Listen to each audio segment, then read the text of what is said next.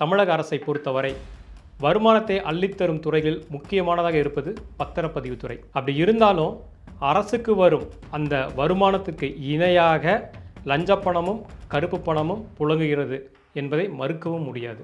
அதையும் தாண்டி இந்த துறையில் இருக்கும் அதிகாரிகள் அவர்களுடைய துஷ்பிரயோகம் இதனால் அரசுக்கு பெரும் இழப்பு ஏற்படுத்துவது மட்டுமின்றி மிக பெரும் கோடீஸ்வரர்களாக இன்று பல பத்திரப்பதிவு துறையில் வேலை பார்க்கும் அதிகாரிகள் இருந்து கொண்டிருக்கிறார்கள் என்பதுதான் உண்மை.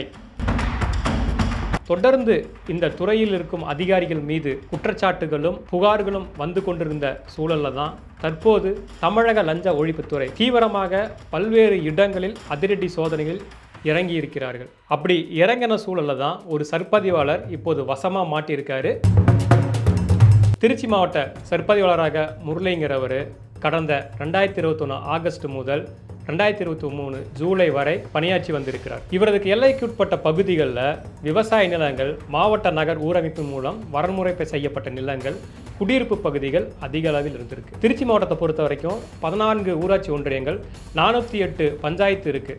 இதில் தான் ஸ்ரீரங்கம் வட்டத்தில் உள்ள அந்தநல்லூர் ஊராட்சி ஒன்றியமும் வருது. இந்த பகுதியில் அதிகமாக போலி ஆவணங்கள் மூலம் பத்திரப்பதிவு செய்தது தொடர்பாக சமீபத்தில் 7 பேர் மீது வழக்கு பதிவு செய்யப்பட்டிருக்காங்க. இதில் முக்கியமானவர் தான் சர்ப்பதிவாளர் முரளி.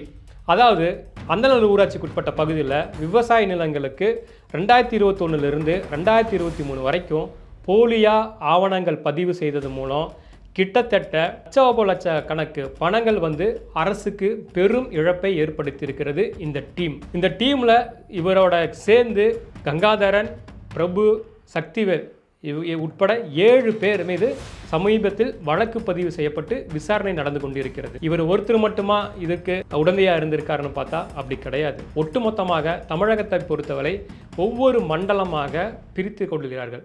இந்த மாஃபியாக்கள் பிரிச்சுக்குவாங்களே, இது என்னோட இடம், இது உன்னோட இடம் அப்படின்னு ஒரு மண்டலமாக பிரிச்சுக்குவாங்களே, இந்த ஜோன் வைஸாக பிரிச்சுக்குவாங்க. அப்படி தான் திருச்சி, கோவை, மதுரை, நெல்லை, சென்னை இது போன்று மண்டலங்களாக பிரித்து ஒவ்வொரு அதிகாரியும் தனக்கு கீழுள்ள அதிகாரிகளை பயன்படுத்தி தொடர்ந்து மோசடிகள் செய்து பல கோடிக்கணக்கில் பணம் சம்பாதித்து கொண்டு இருப்பது வெட்ட வெளிச்சமாக சமீப காலமாக தொடர்ந்து வரும் செய்திகள் அம்பலப்படுத்தி வருகின்றன. அப்படி ஒருத்தரை தான் இன்றைக்கி நாம் அம்பலப்படுத்தி இருக்கிறோம். இந்த சர்ப்பதிவாளர் முரளிங்கிறவர் அவர் பணிபுரிந்த இடங்களை சுற்றி இருக்கும் நிலங்களுக்கெல்லாம் எந்தெந்த இடங்களில் பட்டா பெயர்கள் இல்லை அல்லது முறையான சான்றிதழ் இல்லை, இதெல்லாம் கண்டறிந்து அதை ஒரு வரையறைக்குள் கொண்டு வந்து தனக்கு நெருக்கமானவர்களை பயன்படுத்தி டபுள் டாக்குமெண்ட் செய்து பல நிலங்களை விற்றுள்ளார். இதன் மூலமாக அரசுக்கு பெரும் இழப்பு ஏற்படுத்துவதோடு மட்டுமல்லாமல் அவர் இன்று பல கோடிக்கு அதிபதியாகி இருக்கிறார்.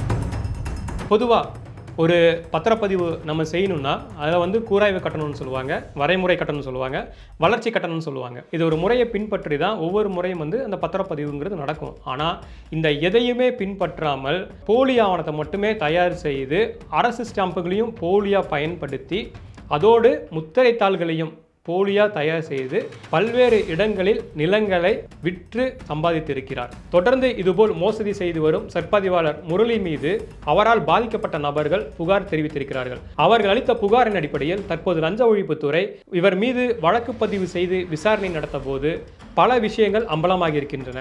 அதில் இவர் எப்படியெல்லாம் மோசடி செய்தார், எங்கெல்லாம் பணம் சம்பாதித்தார், யாரெல்லாம் வைத்து ஒரு ஏஜென்சி போல் கட்டமைப்பித்து பணம் சம்பாதிக்கப்பட்டது என்பதற்கான விவரங்கள் எல்லாம் இப்போது லஞ்ச ஒழிப்புத்துறை தனது விசாரணை மூலம் திரட்டியுள்ளது.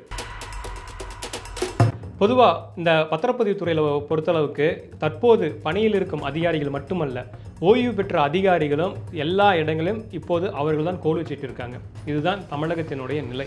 ஓய்வு பெற்ற அதிகாரிகளுக்கு தான் பல பேத்துக்கு தெரியும் எப்படியெல்லாம் அதில் மோசடி செய்தால் அரசுக்கும் சட்டத்திற்கும் பதில் சொல்லாமல் அதிலெல்லாம் எப்படியெல்லாம் தப்பிக்க முடியும் என்பதை கை தேர்ந்தவர்களாக பல அதிகாரிகள் இந்த பத்திரப்பதிவு துறையில் இயங்கிக் கொண்டிருக்கிறார்கள், இன்னமும் இயங்கிக் கொண்டுதான் இருக்கிறார்கள்.